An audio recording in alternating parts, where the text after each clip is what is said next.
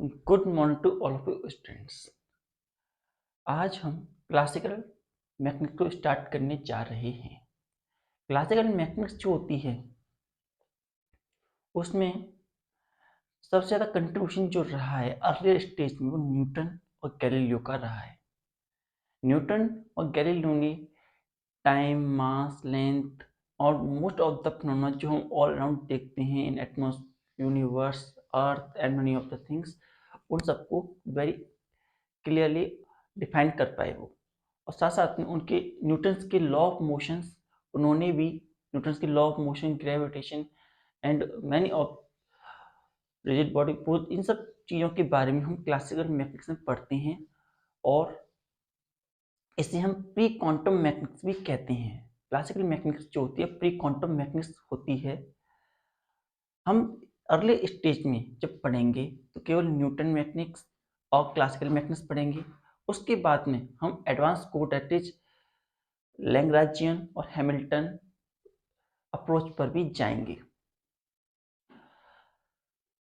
ये जो लैग्रांजियन और हैमिल्टन अप्रोच है उस सेम सब्जेक्ट को देखने का एक दूसरा तरीका है केवल, और कुछ नहीं।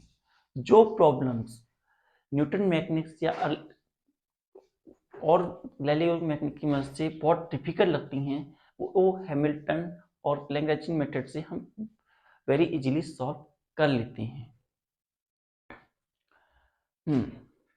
इसके बाद में हम जानेंगे थ्योरी ऑफ रिलेटिविटी के बारे में। कुछ क्या होती है थ्योरी ऑफ रिलेटिविटी और किस तरीके से वो हमारे टाइम को इम्पैक्ट करती है या ऑल अराउंड थिंग इम्पैक्ट होती हैं। क्या टाइम कांस्टेंट होता है हर चीज़ के लिए या टाइम कांस्टेंट नहीं होता है? ये सारी बातें हम आने वाले लेक्चर्स के अंदर आपको बताएंगे अबाउट द क्लासिकल मैथमेटिक्स। तो हमने क्या कहा, क्लासिकल मैथमेटिक्स जो होती है, क्लासिकल मैथमेटिक्स जो होती है प्री क्वांटम मैथमेटिक्स होती है। प्री क्वांटम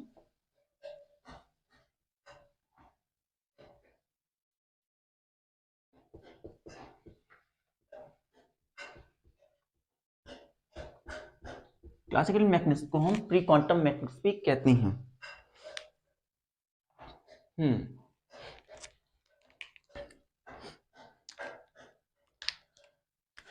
इसमें जो अर्ली स्टेज था उसमें न्यूटन एंड गैलीलियो, ये दो साइंटिस्ट जो थे इन्होंने काफी कंट्रीब्यूशन इसमें दिया। इसमें न्यूटन ने अपनी Newton's law of motion, Newton law of motion की मदद से जो फिनोमेना हम डेली लाइफ में देखते हैं उन्हें काफी अच्छे से समझाया। साथ ही साथ जो तीन लॉज थे उनकी, first law,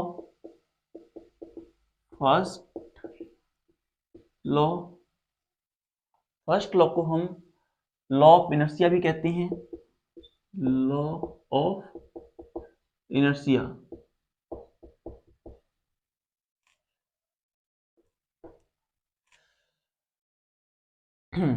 second law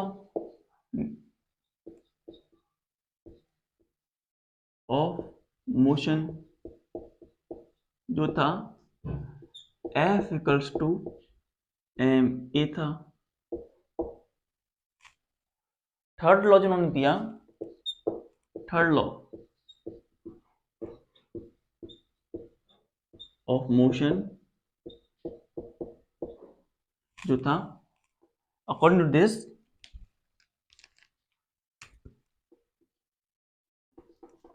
action and reaction, action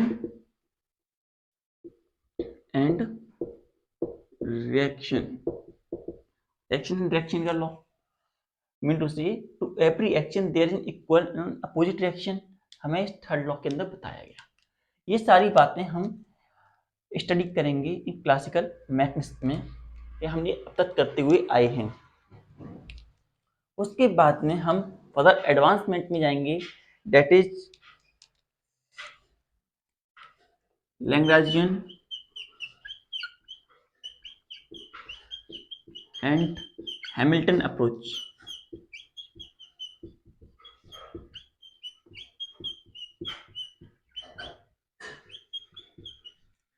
Lagrangian और हैमिल्टन अप्रोच जो है सेम सब्जेक्ट को देखने का दूसरा तरीका है। It is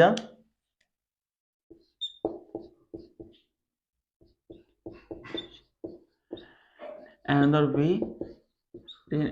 way of seeing same subject।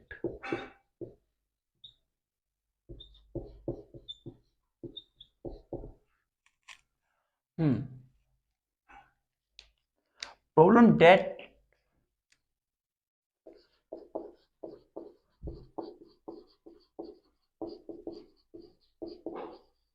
are hard to solve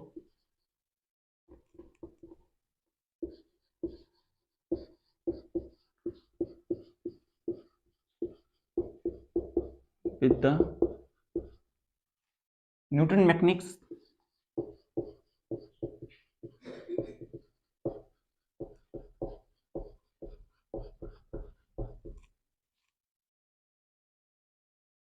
can be solved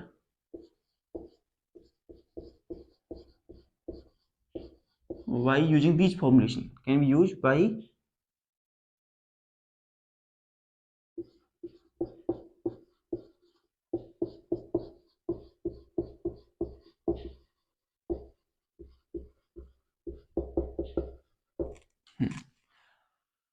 वो प्रॉब्लम जो कि हम न्यूटन की मैकेनिक्स की मदद सॉल्व करते हैं, वो काफ़ी में हार्ड लगती हैं, वो बड़ी आसानी से सॉल्व हो जाती हैं जब हम लैग्रांजियन अप्रोच या हैमिल्टनियन मैकेनिक्स का यूज करते हैं।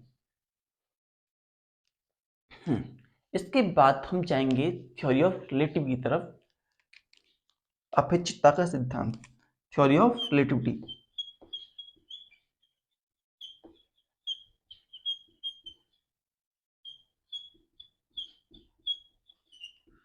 जानेंगे कि टाइम